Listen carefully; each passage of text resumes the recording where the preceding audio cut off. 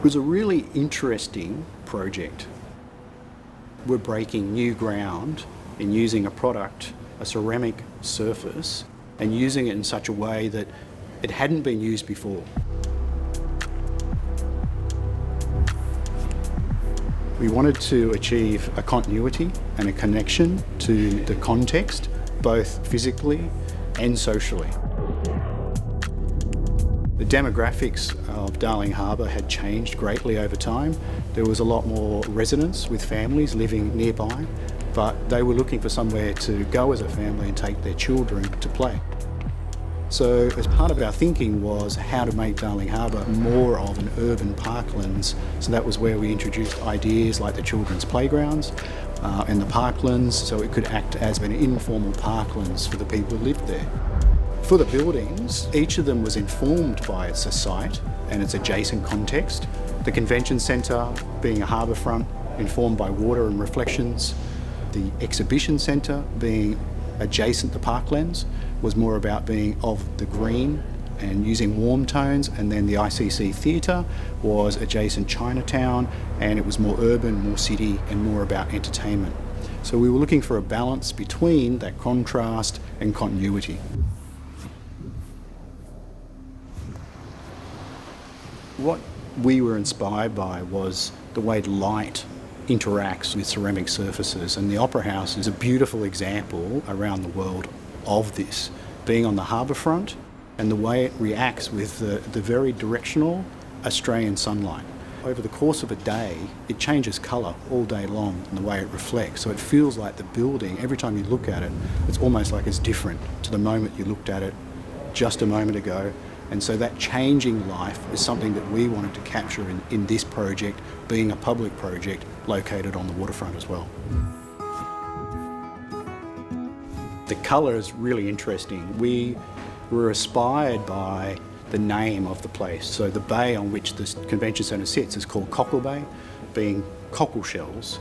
So pre-European times, it was a place that the Indigenous people of Australia, the Aboriginals, would gather to collect and eat cockles, and they would create mounds, which are called middens. And when the Europeans arrived, this bay was surrounded with these middens, and hence it was named Cockle Bay. We were inspired by the colour inside a shell, that sort of pearlescent white, and the way it reflects light. And we wanted some capture and make that subtle connection between the building and the history of the place through its colour. It was three reasons, really. One was that idea of how we could capture the quality of light using a ceramic surface, and that beauty that we could capture with the Australian sun and give that life to the building and a changing colour between morning, the midday and the late afternoon as the sun set and reflected from it. The other one is the surface texture.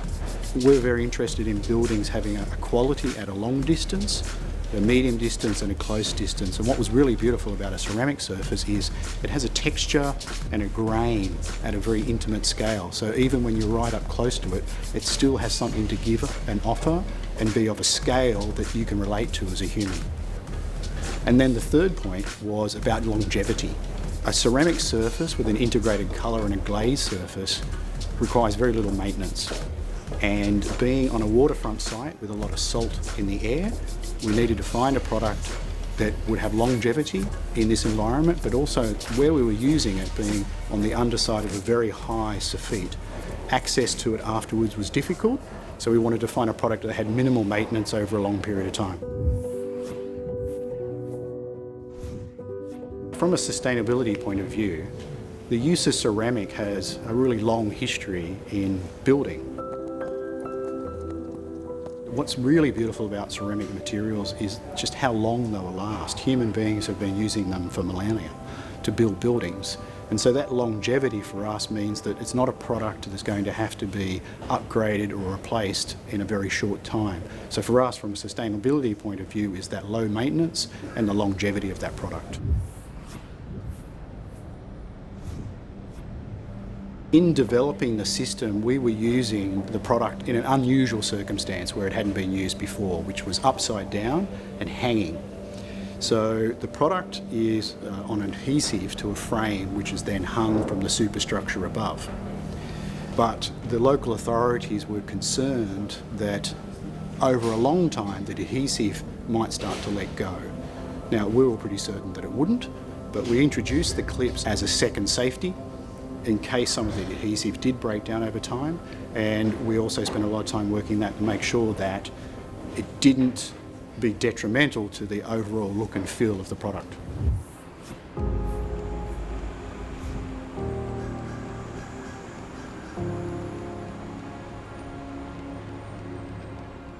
We were exploring the use of a product and a material that hadn't been used in this way before anywhere in the world. Plus, we're also using it here in Australia, where our codes and the authorities didn't have specific codes to cover its use and how we were using it. Working with the suppliers, our facade engineers and the suppliers' facade engineers, the contractor and the local authorities were able to prove that the product could work in this situation. The really great thing was at the end of it, everyone was proud and happy that we were able to make it work and achieve the outcome.